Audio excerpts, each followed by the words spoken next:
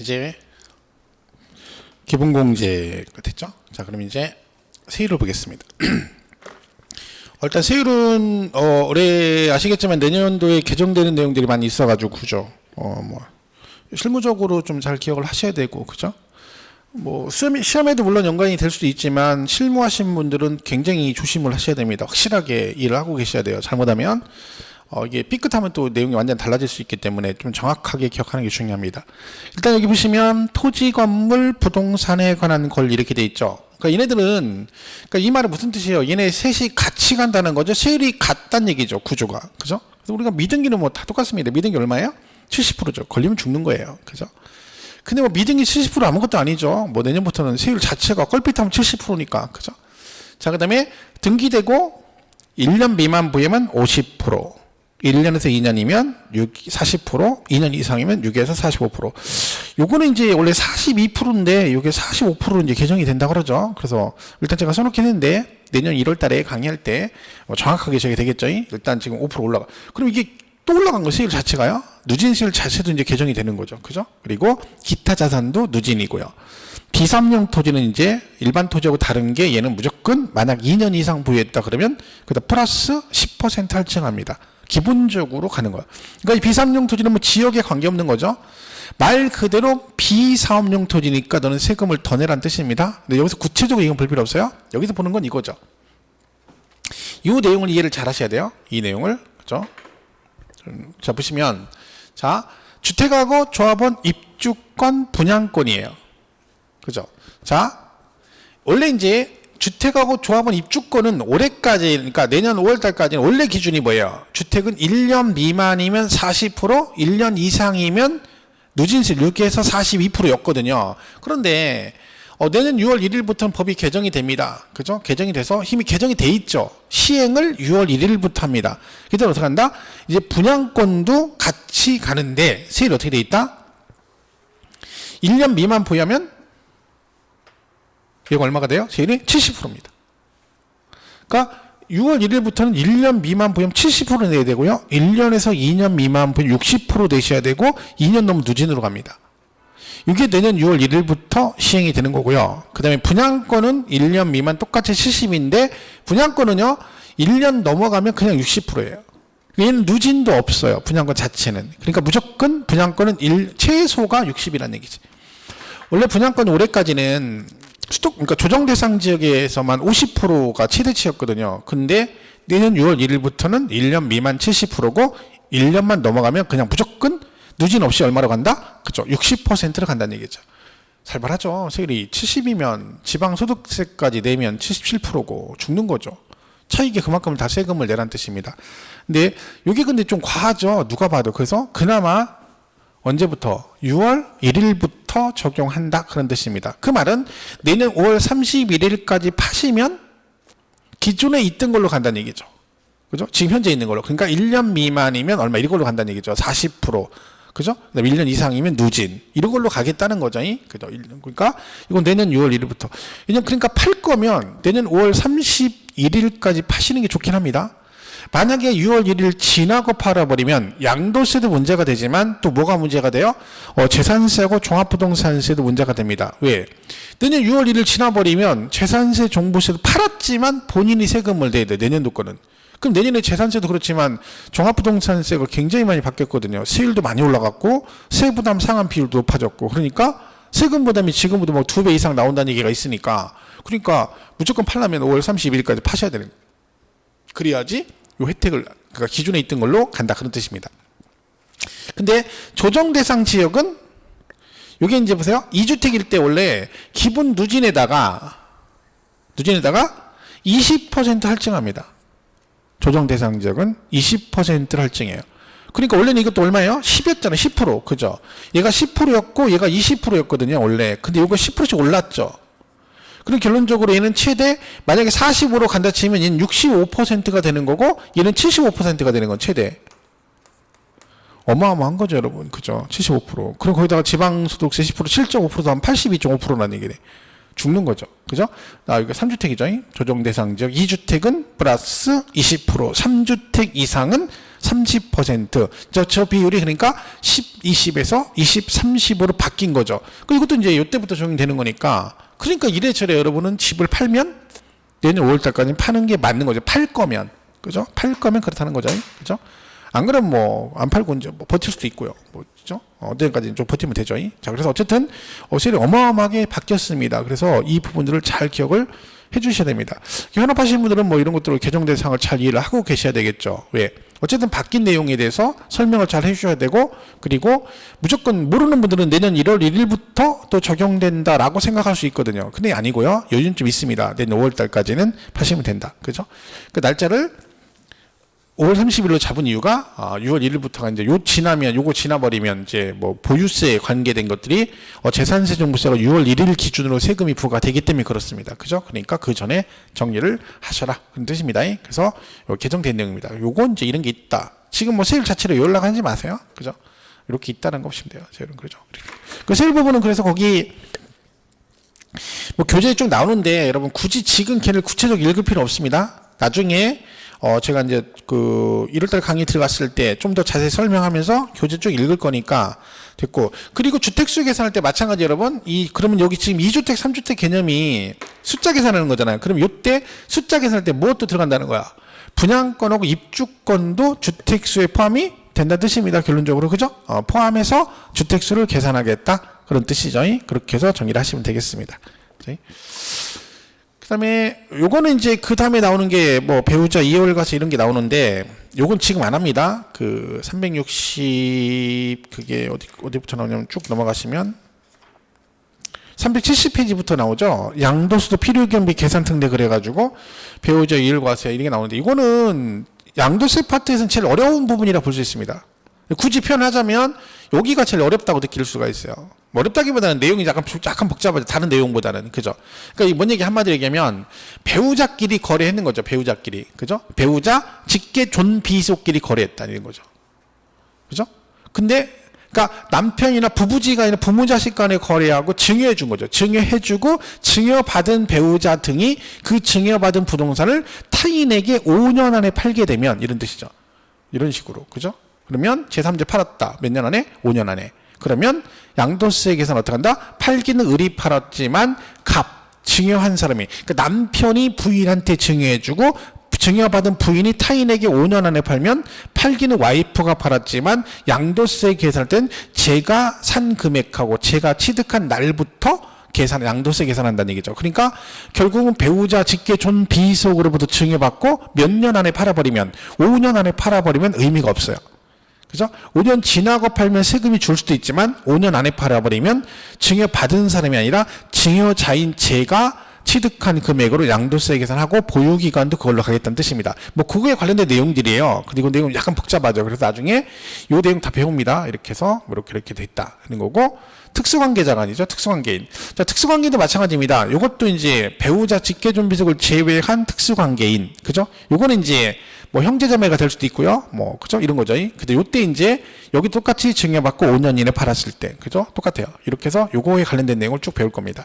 그러니까 요게 아마 올해 시험에 요 내용들에 관련돼서 그 뭐 필요 경비에 뭐 증여세 뭐 들어가니 안 들어 이런 형태의 문제가 출제가 됐었거든요. 실제로 양도세에서 올해 시험에. 그래서 양도세 파트에서 난이도가 그나마 높았던 부분이 그 부분이죠. 그 문제가 얘네들이 섞여 있어가 조금 어렵게 나왔다고 볼 수 있죠. 그래서 이 부분은 나중에 정리할 겁니다. 그래서 그건 지금 볼 거 없고 이건 천천히 보셔도 돼요. 우리 또 지문이 언급이 됐기 때문에 당분간 나올 일이 많지 않아요. 그래서 그 어려운 부분은 지금 안 합니다. 3월 달쯤에 좀 할 거예요. 그죠? 그리고 377페이지 양도세 신고와 납부 이렇게 됐죠? 그렇습니다. 자, 얘는 이제 양도세는 신고 납부가 두 개가 있죠? 예정 신고가 있고 또 뭐가 있다? 확정 신고가 있습니다. 두 가지. 예정 신고도 해야 되고 확정 신고도 할 수 있다는 뜻입니다. 자, 그러면 얘는 예정 신고는 이제 언제까지 하느냐? 이제 대상이 나옵니다. 보시면 얘가 대상이 토지 건물 부동산에 관한 권리 기타 자산. 제가 아까 기본 공제할 때 잠깐 설명드렸고 양도세 대상할 때도 설명드렸죠. 우리가 양도세 과세 대상은 그룹으로 나눈다. 그죠? 세 개의 그룹으로 나눠지는데 파생 상품은 신경 쓸 거 없다. 그러면 나머지 두 개의 그룹인데 그 두 개의 그룹도 어떻게 나눠진다? 요 토건부기하고 뭘로 나눠져? 주식으로 나눠져요. 그냥 항상 주식을 뺀 나머지 4개는 같이 간다라고 일단 생각하시면 돼요. 웬만하면. 그러니까 주식은 주식끼리, 나머지 토건부기는 토건부기끼리 같이 간다는 걸 항상 기억하셔야 돼요. 그러니까 지금 보시면 여기 예정신고 기한도 지금 얘 토건부기 같이 가잖아요. 좀 전에 지난 시간에 했던 기본공제도 어떻게 돼 있어요? 기본공제도 이 토건부기 묶어서 같이 가고 주식만 따로 갔잖아요. 그러니까 항상 주식을 뺀 나머지는 같이 정리가 된다는 걸 기억하셔야 돼요. 그러니까 올해 시험에도 그 결승은 통상 어쩌고 공제에 관련된 문제가 나왔는데 주식을 뺀 나머지는 같이 가니까, 그죠? 항상 주식 아니면 똑같이 간다 생각하면 돼요. 그럼 예정신고 기한도 같다는 얘기지. 그럼 토건부기는 예정신고 기한이 어떻게 된다? 원칙은 양도일이 속한 달의 말일부터 2개월입니다. 뭐라고요? 양도일이 속한 달의 말일부터 2개월. 자, 그러면 오늘이 12월 26일이네요. 오늘 날짜를 기억보다는 어제가 크리스마스여가지고 날짜를 기억하는 거죠. 크리스마스. 그죠? 제가 말했죠? 공인중개사 공부하시는 분들이 내가 공인중개사 공부할 자격이 이제 좀 자세가 나오는구나. 그걸 언제 느낄 수 있다? 누군가 갑자기 오늘 며칠이라고 물어봤는데 모르겠어. 며칠인지 갑자기 생각이 안 나. 근데 오늘 무슨 요일이니? 오늘 토요일. 그러면 바로 나와. 이런 사람들은 중개사 공부할 자세가 돼 있는 거예요. 기본 자세가. 그죠? 공인중개사 공부를 하시면 자세가 되면 몇 월 며칠인지는 모릅니다. 우린 그게 중요한 게 아니라 무슨 요일인가가 중요하죠. 오늘은 세법, 월요일은 무슨 과목, 이게 중요하죠. 저도 마찬가지. 저도 날짜는 진짜로 모릅니다. 왜? 우리는 뭐만 알아요? 월요일은 어느 학원, 화요일은 어디 학원, 수요일은 어디 학원, 이건 토요일은 은평, 이것만 기억하거든요. 그러니까 저도 요일밖에 잘 몰라요. 실제로 날짜 며칠이지 그럼 순간 오늘 며칠이지 그런 게 되게 많아요. 그죠? 자, 오늘은 어제가 크리스마스니까 오늘 12월 26일이죠. 자, 오늘 여러분이 뭘 팔았어? 토지를 팔았다. 그러면 얘는 예정신고를 언제까지 해야 될까요? 자, 해석을 해볼까요? 문제를. 양도일 언제요? 26일이죠. 그죠? 근데 이날이 아니라 양도에 속한 달. 몇 달이죠? 12월 달. 그죠? 그 얘기잖아. 그러면 12월 그 달에 뭐라고요? 말일이 언제야? 31일이죠. 이날부터 몇 개월? 2개월. 그럼 언제야? 2월 말이죠. 2월 말. 이 얘기죠. 그죠? 이번 달에 파는 것들은 전부 다 다음 달 말까지. 그럼 여기서 지금 얘기하는 것은 12월 26일부터 2개월이 아니라 양도일이 속한 달의 말일부터 2개월이니까 2월 말까지 하시면 되는 거예요. 그죠? 2월 말까지 파시면 된다. 그런 얘기죠. 자, 그러면 이 말을 잘 보세요. 예를 한번 들어볼게요. 3월 1일이에요. 3월 1일. 그죠? 3월 1일인데 이날부터 30일 후 1개월 후 그랬다 쳐봐요. 자, 그러면 3월 1일이라고 치고 3월 1일부터 30일 후 그러면 몇 월 며칠일까요? 3월 31일이죠. 그죠? 자, 3월 1일부터 1개월 후 그럼 1개월 후 그럼 언제일까요? 1개월 후 그러면 4월 1일이죠. 자, 이것도 별거 아닌 것 같지만 잘 이해를 하셔야 돼요. 자, 그럼 얘는 날짜로 30일 후고, 요거는 1개월이라고 나왔어요. 그러면 이 날짜로 나눈 거하고 개월하고 차이점이 뭐냐?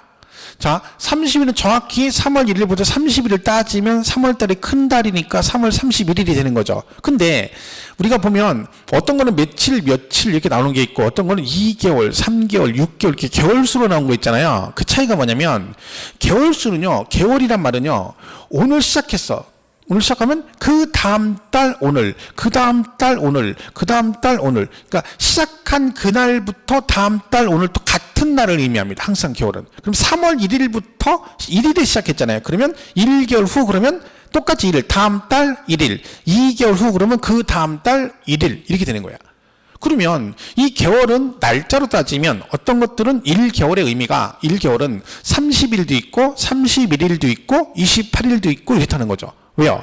3월 1일부터 1개월 후 그러면 4월 1일이잖아요. 그죠? 그럼 4월 1일이면 3월 달이 큰 달이니까 3월 31일이니까 31일이 31일 날짜로 따지면. 근데 4월 1일부터 5월 1개월 그럼 5월 1일이잖아요. 5월 1일. 그러면 이때는 4월 달은 작은 달이니까 날짜가 30일이고 2월 달 같으면 2월 1일부터 3월 1일 그러면 28일도 있고 29일도 있고 이해 가시죠? 그 차이점이. 그러니까 결론적으로 이 개월의 의미는 똑같은 날을 말하죠. 그럼 보세요. 양도일이 속한 달의 말일부터 시작했죠. 시작을 말일부터 했어. 그리고 이 개월이니까 끝나는 것도 언제 끝나야 돼요? 말일이 끝나요. 말일로. 그죠? 그래서 이게 과거에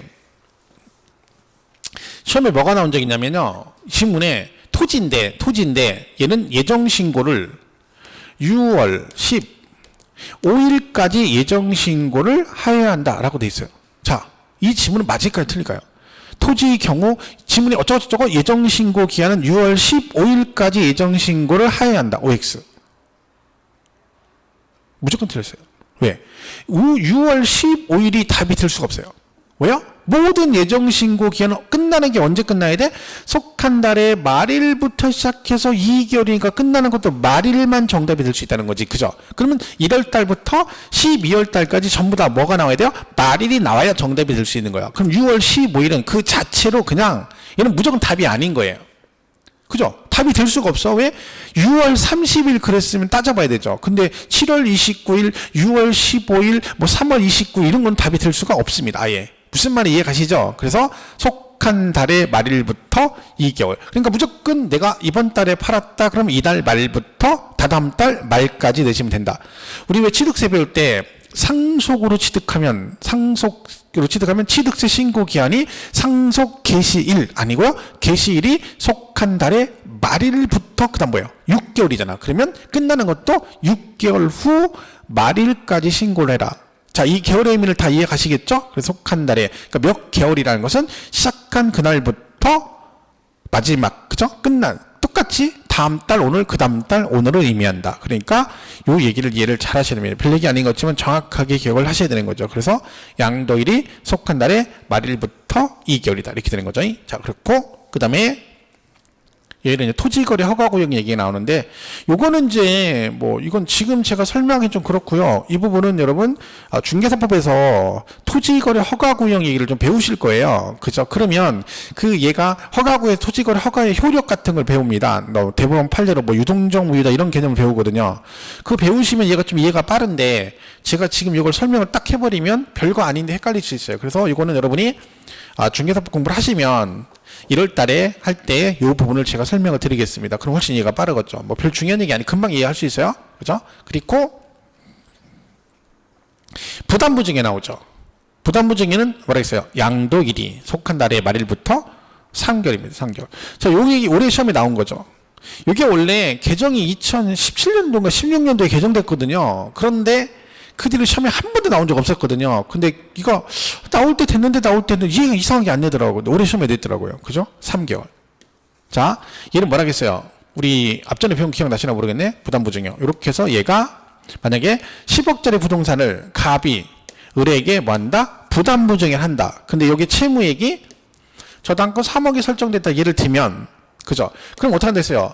요 채무액은 뭘로 본다 했죠? 양도로 본다 했잖아요. 그 나머지만 뭘로 본다? 증여로 본다 했죠. 그럼 얘는 뭘 내고? 증여세를 내고 얘는요? 양도세 낸다 했잖아요. 요 얘기잖아. 그죠? 그럼 이때 이 양도세 신고할 때 얘는 원래 부동산은 속한 달의 말일부터 2개월이잖아요. 그죠? 그런데 얘는 어떻게 한다는 거? 요거는 3개월 안에 신고하라는 얘기지. 왜 그런다겠어요? 얘가 부동산 하나인데 증여세도 내고 양도세도 낸다고 했잖아요. 그죠? 그러니까 얘가 세금을 낼 때 증여세는 3개월이고 양도세는 2개월이니까 날짜가 안 맞아. 둘이 혼돈이 오죠. 같은 국세인데. 그래서 양도세 2개월짜리 어디다 맞춘 거예요? 그죠? 증여세하고 3개월이 맞춘 거죠. 그래서 얘는 3개월인 거예요. 그래서 요것만 3개월이에요. 얘만. 그래서 그 내용을 우리가 잘 숙지를 하셔야 되겠죠. 그래서 올해 시험에 출제가 됐습니다. 그래서 부담부 증여의 경우에 채무인색은 양도일이 속한 달의 말일부터 2개월이 아니라 몇 개월이다? 3개월이다. 그죠? 이렇게 돼 있고. 그 다음에 이제 주식은 반기로 갑니다. 반기. 뭐 주식은 굳이 얘가 정답으로 되진 않겠지만 반기라는 거는 뭐예요? 소득세니까 1기가 1년이잖아요. 그럼 1기가 1월 1일부터 12월 31일이잖아요. 얘는 1년 1기가. 그죠? 그럼 반기니까 반절 6월 30일. 주식을 만약에 양도하게 되면 1월 1일부터 6월 30일까지 모아서 말부터 2개월인가 8월 말까지 하시면 되고, 이 기분은 이번 달, 그러니까 7월 1일부터 12월 31일 건 내년 2월 말까지 하면 된다. 그래서 반기 이렇게 되면 반기. 그죠? 원래는 분기였다가 이것도 작년인가 개정된 거죠. 분기. 3개월 단위로 가다가 반기로 바뀐 거죠. 자, 그래서 어쨌든 주식 빼고 부동산은 양도일이 속한 날의 말일부터 2개월인데 허가일이 속한, 이거 나중에 보시고, 부담부 증여의 경우는 몇 개월? 3개월로 간다. 파생상품을 알 필요 없습니다. 선물은 얘는 예정신고 하지도 않아요. 하지도 않지만 굳이 신경 쓸 거 없습니다. 자, 그래서 이게 이제 기본적인 개념이다 보시면 되죠. 자, 그러면 만약에 여러분 예정신고를 안 하시면 가산세, 얘가 신고 납부잖아요. 우리 신고 안 하면 가산세 붙잖아요. 그럼 얘가 예정신고도 있고 확정신고도 있잖아요. 그럼 얘가 만약에 예정신고를 안 하게 되면 가산세 부과될까요? 안 될까요? 가산세. 예정신고 안 했어. 그럼 가산세 부과된다? 안 된다? 당연히 가산세 내셔야 됩니다. 그런 분이 있더라고. 가끔 가다가 얘가 확정신고도 있으니까 예정신고 안 하면 가산세 부과 안 되고 확정신고를 안 했을 때 가산세가 부과되는데, 그런데 아닙니다. 이거 의무규정이에요. 무조건 2달에는 하셔야 돼. 그죠? 안 하면 가산세 당연히 나옵니다. 조심하셔야 되고. 그 다음에 만약에 손해보고 팔았다. 손해보고 팔았어요. 그럼 세금 안 내죠. 이때 그러면 예정신고를 해야 된다? 안 해도 된다? 하여야 한다. 하여야 한다. 무조건 해야 됩니다. 우리 시험에도 출제됐죠. 이 부분이. 이거 은근 잘 나옵니다. 자, 근데 손해보면 세금을 안 냅니다. 당연히 안 내죠. 차손이 발생했으니까. 차익이 없어도 세금을 안 내겠죠. 하지만 뭐는 해야 된다고요? 신고는 해야 된다는 거야. 그럼 어차피 세금 안 낼 건데 왜 신고를 하라고 하느냐? 자, 왜 그런다겠어요? 여러분, 손해를 봤다는 건 지금 누구 얘기야? 본인 얘기야. 내 얘기라고. 나 혼자 지금 내가 손해봤다 얘기하는 거잖아. 그죠? 근데 그걸 갖다가 법에서, 야, 너 손해봤어. 그러니까, 그래? 어떡하니? 손해봐서. 아이고, 좀 남았어야 되는, 안타깝네. 세금 내지 마. 이러면 대한민국에 누가 세금을 내겠습니까? 그죠? 그러니까, 손해봤다는 얘기는 네 얘기니까, 네 말이 맞으면 내가 세금 부과 안 할 테니까, 근거를 갖춰도 뭘 해라? 신고를 해라. 그래서 차익이 없거나 차손이 발생해도 신고는 하여야 한답니다. 하여야 한다. 이거를 막 굉장히 잘 나옵니다, 은근히. 근데 이것도 은근 틀린 사람이 있어요. 그죠? 왜? 손해봤으니까 세금 낼 일이 없겠지? 그럼 신고를 뭐 들어야 안 해도 되겠지? 이러면 안 됩니다. 그죠? 신고는 해야 된다. 그런 거죠. 자, 그러면, 이게 이제 그런 얘기인데, 자, 보시면, 그래서 양도 차익이 없거나 뭐가 차손이 발생해도 뭐 하시라고? 예정신고는 그래서 뭐 한다? 하여야 한답니다. 하여야 한다. 우리 시험에 나왔던 지문이에요. 그죠? 그랬고, 그 다음에 이게 우리 시험에 나온 건데 잘 보세요. 그냥 해석해 보세요. 수시부가세액이 있는 경우 이를 공제하고 납부한다. 자, 여러분이 예정신고를 하는데 세금을 내려고 했는데 그 전에 내가 세금을 미리 낸 게 있다는, 수시로, 이게 뭐예요? 수시부가세액이라는 것은 나한테 그 전에 미리 부과된 세금을 낸 게 있다는 얘기잖아. 그러면 나중에 세금 나머지 낼 때는 그 비리 낸 건 빼고 나머지만 세금을 내는 게 당연한 거잖아요. 그러니까 지금 뭐래요? 수시부가세액이 있을 때는 이를 공제하고 납부한다. 그렇죠? 근데 이거 우리 시험에 뭐라고 나왔어요? 이게 있는데 저걸 공제하지 않고 하는데 어쩌고 해가지고 얘가 정답으로 나왔어요. 틀린 걸 골라내 가지고 이 부분이 정답이었죠. 근데 이거는 배우고는 안 배우고 상식적인 얘기잖아요. 그죠? 그랬고. 그 다음에 예정신고 하지 않은 뭐래요? 가산세 당연히 나옵니다. 가산세 의무 규정이니까 내셔야 된다. 그죠? 그랬고. 그 다음에 확정신고는 다음 연도 5월 1일부터 31일까지 하면 됩니다. 1년치 몰아서 그 다음 연도 5월 달에 확정신고를 하게 되어 있습니다. 자, 이렇게 보시면 되죠. 자, 그러면 여러분 만약에 예정신고도 있고 확정신고가 있잖아요. 그럼 만약에 예정신고를 했어요. 그러면 내년 5월 달에 또 확정신고를 해야 될까요? 그러니까 내가 2달 안에 예정신고 돈을 냈어요. 그러면 내년 5월 달에 또 확정신고를 해야 되느냐? 자, 이거는 할 수도 있고 안 할 수도 있습니다. 자, 만약에 변동사항이 없으면 예정신고를 안 해도 됩니다. 왜 똑같은 걸 2번 할 필요는 없잖아요. 근데 변동사항이 생기거나 했을 때는 반드시 신고를 해줘야 됩니다. 자, 예를 들면 이런 겁니다. 올해도 시험에 출제가 됐고, 이게 작년인가 재작년에 정답으로 나왔어요. 이 지문이 정답으로 나왔는데, 올해는 그냥 지문에 맞는 지문으로 출제가 됐어요. 자, 얘가 1월 달에 부동산을 양도했는데 얘가 누진세율 적용 대상이에요. 누진세율. 이렇게 생각하면 된 거죠. 근데 얘가 5월 달에 또 양도했어요. 근데 얘도 누진이에요. 누진세율 적용 대상이에요. 이렇게 된 거죠, 세금을. 그러면 우리 법에는 뭐라고 되어 있냐면 동일 연도에 누진세율 적용 대상 자산을 2번 이상 팔게 되면, 누진세율 적용 대상을 2번 이상 양도하게 되면 그 2회차 요 5월 달에 신고할 때는 어떻게 한다? 이걸 따로따로 신고한대요. 합산해서 신고하도록 되어 있어요. 합해서. 그럼 이 5월 달은 2억 원에 누진해가지고 나온 금액에서 요거 낸 거 빼고, 냈으니까 빼고 나머지 신고를 하도록 되어 있습니다. 법에. 그런데 이 사람이 신고를 어떻게 한 거예요? 1월 달에 예정 신고하고 5월 달에 예정 신고했어요. 근데 5월 달에 신고를 어떻게 한 거야? 합산 신고하지 않고 따로따로 신고한 거예요. 그럼 이 사람은 예정 신고를 한 게 맞잖아요. 하지만 얘는 반드시 뭘 해야 된다? 다음 연도 5월 달에 합산해서 확정 신고를 하여야 한다. 이렇게 되는 거죠. 이 지문을 최근에 계속 냈고 올해 시험에도 출제가 됐었고요. 재작년인가는 시험에 정답으로 옳은 걸 고르셔서 이것이 정답으로 나왔던 지문입니다. 그죠? 이게 이제 기본적으로 지금 말씀드린 예정 신고와 뭐에 관한 얘기다? 확정 신고 등과 관련된 얘기다. 이렇게 기억을 하시면 되겠습니다. 자, 이렇게 보시면 되겠죠. 그래서 이렇게 돼 있다. 그래서 여기 예정 신고한 자는 확정 신고를 하지 아니할 수 있다. 그죠? 안 한다가 아니라 할 수 있기 때문에 아니할 수 있다. 그죠? 이런 얘기고. 그죠? 그리고 여기 이제 그거죠. 다만 당해년도 누진세율 적용 대상 자산에 대한 예정 신고를 2회 이상 한 자가 이미 신고한 양도소득 금액과 합산하여 신고하지 아니했을 때는 반드시 뭘 해야 된다? 확정 신고를 하여야 한다. 말씀드렸죠? 올해 시험에 나왔던 지문이에요. 그죠? 이것도 과거에 나왔었고 여기 그 얘기입니다. 이렇게 보시면 되겠죠. 자, 그래서 여기 기출 올해 나온 지문입니다. 보세요. 31회 기출 문제예요. 자, 보세요. 법령에 따른 부담부 증여의 경우 채무에게 해당하는 부분으로서 양도로 보는 경우 자, 우리 부담부 중에 아까 채무액은 양도로 본다 했죠. 얘 예정신고 언제까지 한다 했죠?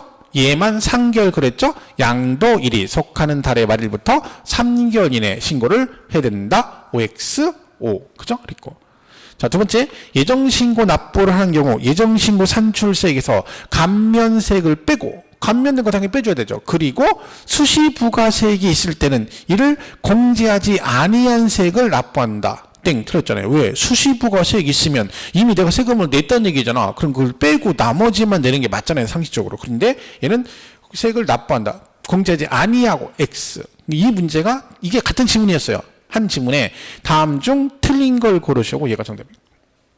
그렇죠? 얘가 정답이었죠. 세 번째는 지금 한 거죠? 예정신고 대상.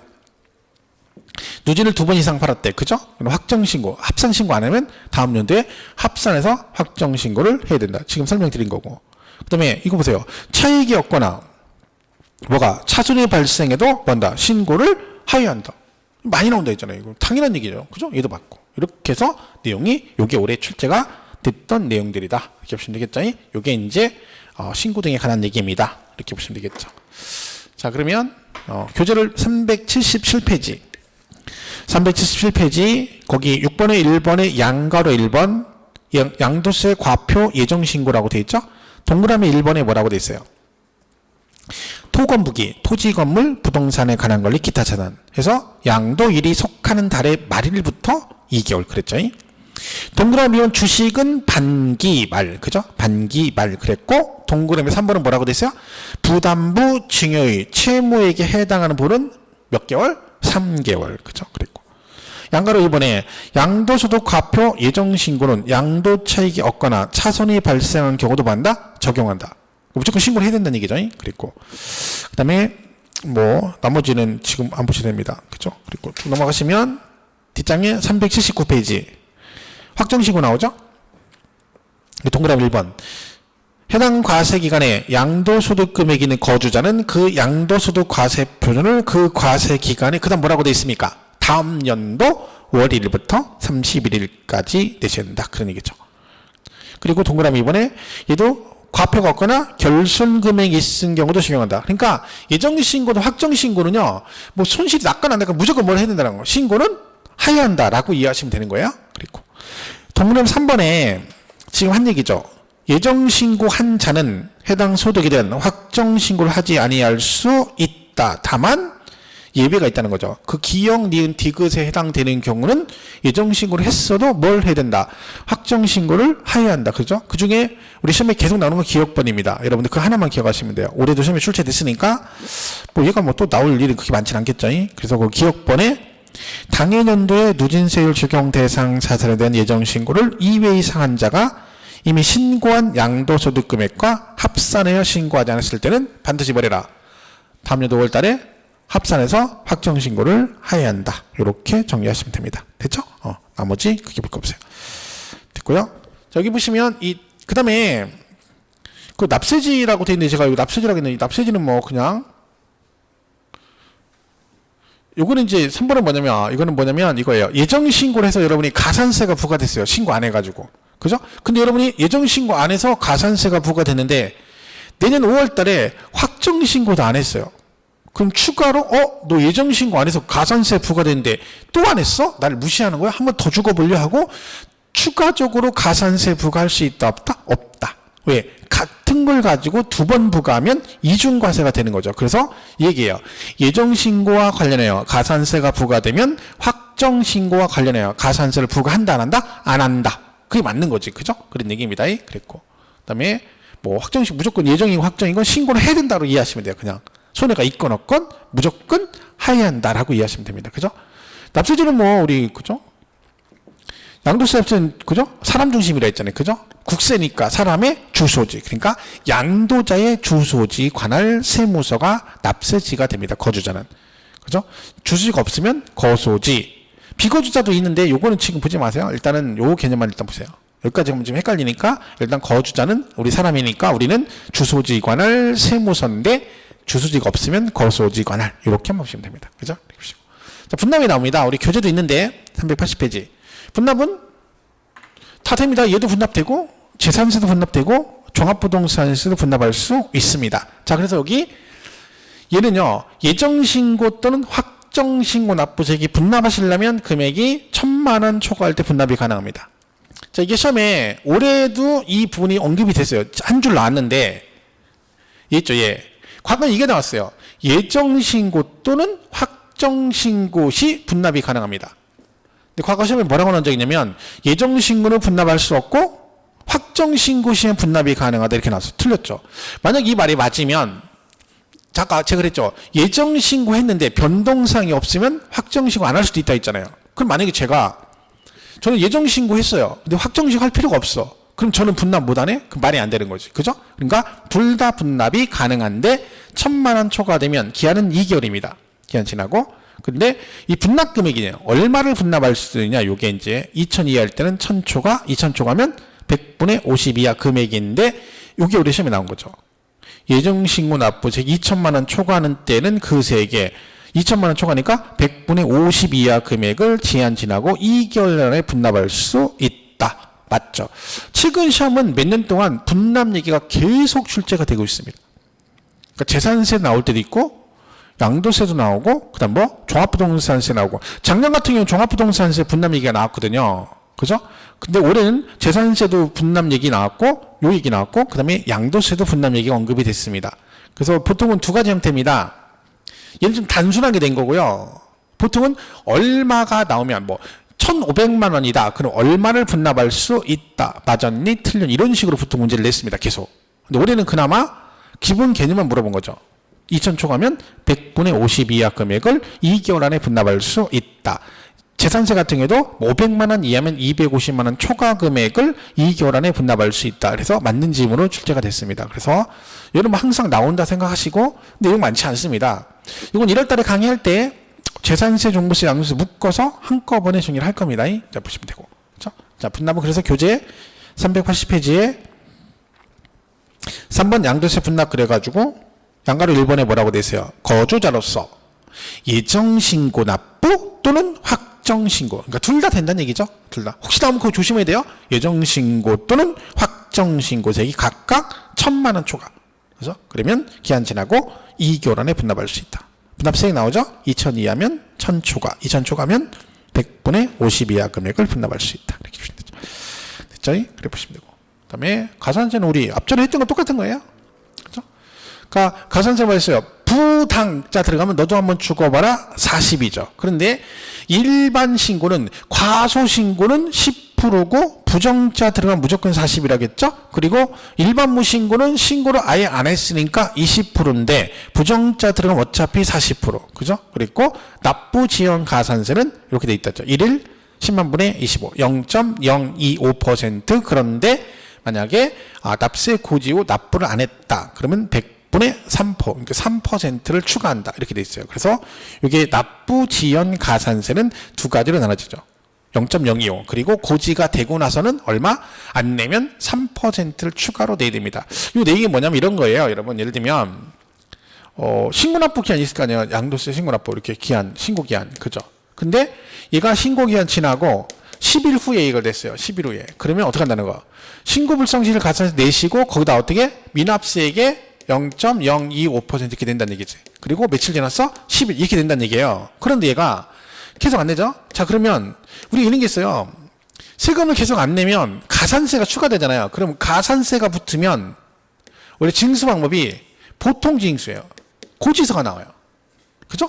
가산세 붙으면 고지서거든요. 그럼 얘가 만약에 신고를 안 해가지고 만약에 나왔는데 고지서가 자 8월 1일부터 8월 31일까지라고 나왔어요. 그죠? 이때가 돈 내면 되죠. 근데 계속 또 안 낸 거야. 또 안 내서 다시 고지서 나오고 나서 10일 후에 다시 냈어요. 이때 가서 냈어. 그럼 이때는 어떻게 되냐? 이때는 자 이때는요 일단 3% 붙고 여기다 플러스 미납세액의 0.025 곱하기 11 이렇게 가는 거야.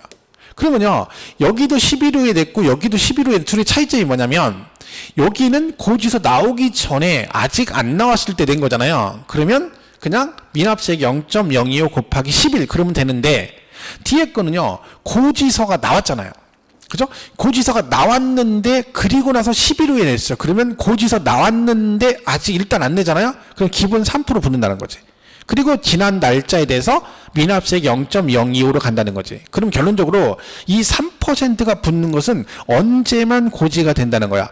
세금 고지서가 나왔어요. 가산세 붙여서 근데도 안 냈을 때는 일단 3% 기본 내시고 그 다음에 미납세액에 대해서 또 1번처럼 또 다시 해서 두 개를 합해서 낸다. 그럼 결론은 고지서가 안 나왔을 때는 1번 것만 내면 되고 고지서가 나왔는데 안 냈을 때는 1번, 2번 합해서 같이 낸다. 이걸 묶어서 뭐라 그런다?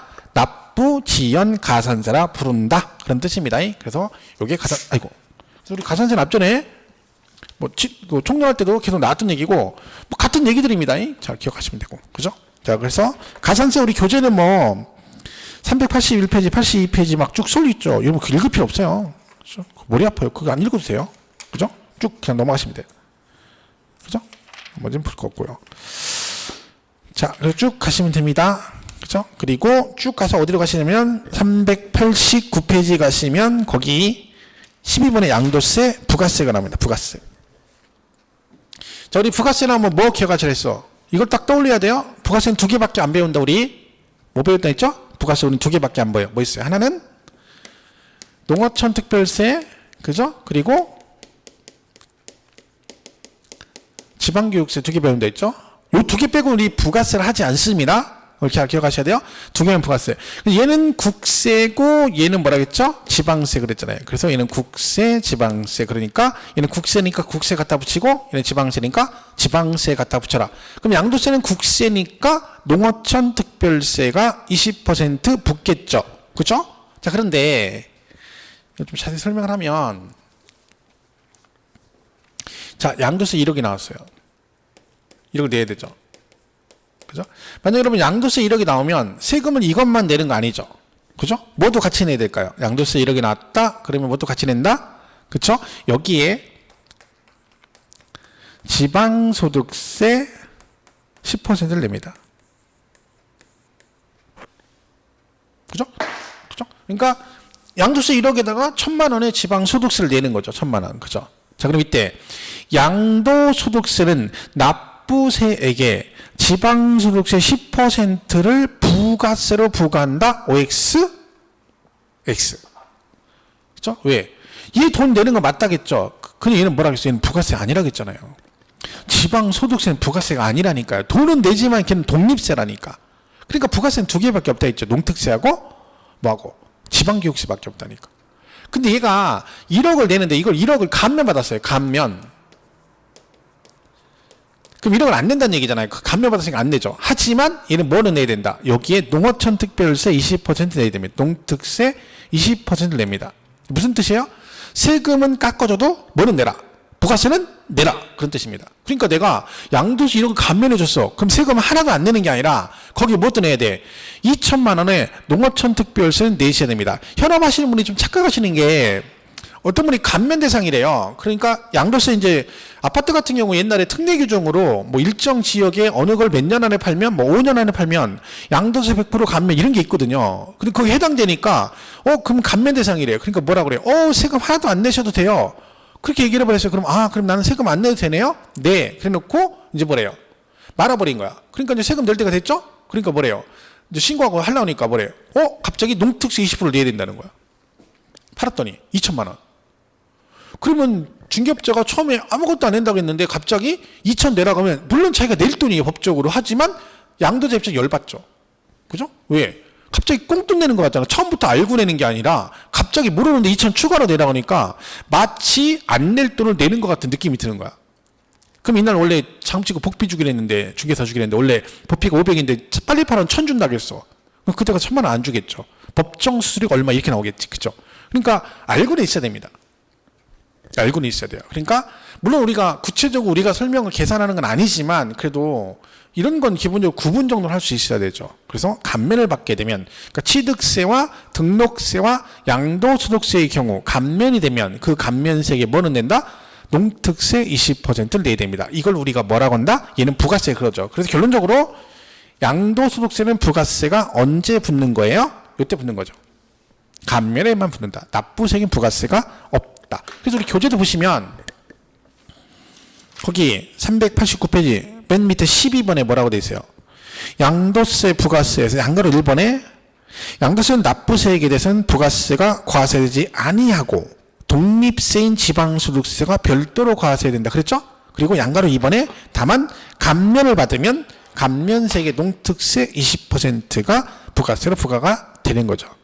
굳이 구분하자면 그렇습니다. 그래서 어쨌든 결론적으로 감면의 경우에는 세금은 깎아줘도 부가세는 내야 된다. 그때 공통으로 내는 게 뭐다? 농어촌 특별세 20%다. 이렇게 보시면 되겠습니다. 이렇게 보시고. 자, 그 다음에 이제 마지막 391페이지 비과세가 나옵니다. 양도세, 비과세. 이거는 뭐 지금 안 보셔도 되고. 비과세는 이제 크게 네 가지가 있습니다. 그죠? 네 가지. 하나는 파산선고 처분수도 있고, 1주택 양도, 농지 교환 분합, 그리고 지적공상 변적이 감소되어 지급받는 조정금이라는 게 있습니다. 물론 이제 4번은 이제 나중에 보시면 돼. 이건 뭐 크게 중요한 얘기는 아니기 때문에 보시고, 파산선고 처분소득은 제목만 아시면 돼요. 이걸 시험에 내진 않습니다.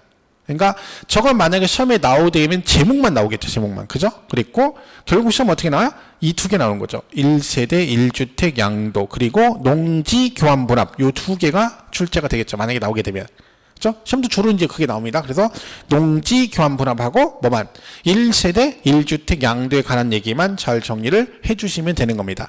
그래서 우리가 일단 얘만 먼저 얘까지 보고 오실게요. 농지 교환 분합은요. 여러 가지 내용이 있습니다. 그 중에서 제일 기본적인 거 하나 알아야 돼요. 오늘은 자 이런 거죠. 이렇게 있어요. 농지가 이렇게 둘이 이 둘을 교환해요. 그죠? 그럼 얘가 비과세를 받으려면 조건이 있어요. 이 교환할 때 얘가만 1억짜리고요. 얘가 7,600이다. 그죠? 그럼 차액이 있을 거 아니에요. 차액. 그죠? 요 차액이 지금 현재 얼마예요? 1억에 7,600이면 한참 계산해야죠. 계산기 두드리면 2,400만 원이네요. 그죠? 2,400만 원. 그러면요, 요 차액이, 요 두 토지의 차액이 둘 중에 큰 토지 가격이 얼마예요? 1억. 그죠? 그럼 이 큰 토지 가격의 4분의 1 이하에 됩니다. 뭐가요? 요 차액이요. 그러면 얘는 지금 2,400 차이 나니까 얘는 비과세 받을 수 있다, 없다? 또 계산해야 되죠. 그죠? 1억에 4분의 1이면, 그러니까 이렇게 되는 거예요. 2,500이잖아요. 그죠? 그럼 비과세 받을 수 있죠. 4분의 1 이하니까. 그러니까 차액이 큰 토지 가격의 4분의 1 이하야 돼요. 얘가만 7,400이면 1억에, 그럼 얘가 2,600이잖아요. 그죠? 그러면 큰 토지 가격 1억에 4분의 1이 2,500이니까 얘는 비과세가 안 된다는 얘기지. 그죠? 그래서 다른 조건도 있어요. 농지 교환 분합은. 근데 뭐는 알고 있어야 돼요? 금액 조건은 일단 알고 있어야 돼요. 교환하는 쌍방 토지 가액의 차액이 둘 중에 어떤 토지요? 큰 토지 가격의 얼마라고요? 4분의 1 이하일 때 뭘 받을 수 있다? 비과세 받을 수 있다. 그런 뜻입니다. 해서 여기 보시면 요 금액 요건이 나오는 거죠. 이렇게. 그죠? 이렇게 해서 교환하는 쌍방 토지 가액의 차액이, 그죠? 뭐라고요? 큰 토지 가격은 얼마라고요? 4분의 1 이하야 된다. 요 얘기가 은근 잘 나옵니다, 시험에. 실제적으로 여러 번 과거에 출제된 전례가 있겠죠, 당연히. 근데 얘가는 보통 어떻게 했죠? 뭐 3분의 1 이하, 뭐 2분의 1 이하 이렇게 되는 거죠. 이거 가지고 되는 거예요. 이거 가지고, 숫자 가지고. 가로치기로 여러 번 나왔어요. 얘랑 묶어서, 물론 여기 있는 거 묶어서 같이 나온 적이 있지만, 일단 여기서 제일 기본은 뭐다? 금액 조건 정도는 알고 있어야 되는 거죠. 금액 조건. 그죠? 쌍방 토지 가액의 차액이 큰 토지 가격의 얼마? 4분의 1 이하야 된다. 해가지고 이제 얘네들은 그거예요. 근데 교환분합할 때 무조건 되는 건 아니고, 이런 사유로 교환분합 했을 때만, 비과세 주겠다는 거지. 그러니까 내가 교환분합 했다고 해서 무조건 되는 건 아니란 얘기네요. 그죠? 근데 이제 다 보면 세 개는 다 법이에요. 국가 등 객관적 입장, 국가 등 각종 법에 따른 교환분합이라고 돼 있죠. 그럼 개인 간도 가능한 경우가 있습니다. 개인 간은 뭐다? 경작상 필요. 그러니까 개인끼리는 농사짓기 편하려고 서로 교환할 수도 있다는 뜻입니다. 그러니까 개인 간은 저런 경우는 경작이 가능하다. 교환분합에서 비과세 받을 수 있다. 이런 뜻입니다. 그래서 그런 내용들이 이게 내용이, 그죠? 그래서 요거는 이제 지금 요 밑에 부분도 나중에 다 배울 건데, 일단 여기서는 쌍방 토지 가격의 차익이 큰 토지 가격의 얼마라고요? 4분의 1 이하면 뭘 받을 수 있다? 비과세 받을 수 있다. 이렇게만 일단 여기는 요까지만 기억하시면 될 것 같아요. 나머지 부분은 나중에 또 보셔도 돼요. 그죠? 이해가시죠? 그래서 요게를 잘 기억하세요. 4분의 1 이하다. 요게 농지교환, 분합 등에 관한 내용입니다. 그럼 이제 비과세는 나머지 이제 뭐예요? 제일 중요한 게 이거겠죠. 1세대 1주택에 관한 얘기가 정리가 되겠죠. 그래서 교재상단 보시면 391페이지 매트 1번의 파산, 선고, 처분, 수독 지문만 보시면 되고, 뒷장 넘어가면 392페이지 농지 교환분합 양가로 1번에 뭐라고 돼 있어요? 비과세 대상. 그래서 다음의 어느 하나에 해당하는 농지를 교환 또는 분합하는 경우로서 교환 또는 분합하는, 그 다음 뭐라고 돼 있습니까? 쌍방 토지 가액의 가액이 큰 편의 4분의 1 이하인 경우는 뭐한다? 비과세한다. 됐죠? 그렇게 잘해서 4분의 1 이하만 일단 잘 정리를 해 주시면 되겠습니다. 나머지 부분은 나중에 보셔도 돼요. 그렇죠? 자, 여기까지 정리하시고요. 저 잠가셨다가 394페이지 1세대 1주택 있죠? 여기부터 마무리 정리를 하도록 하겠습니다.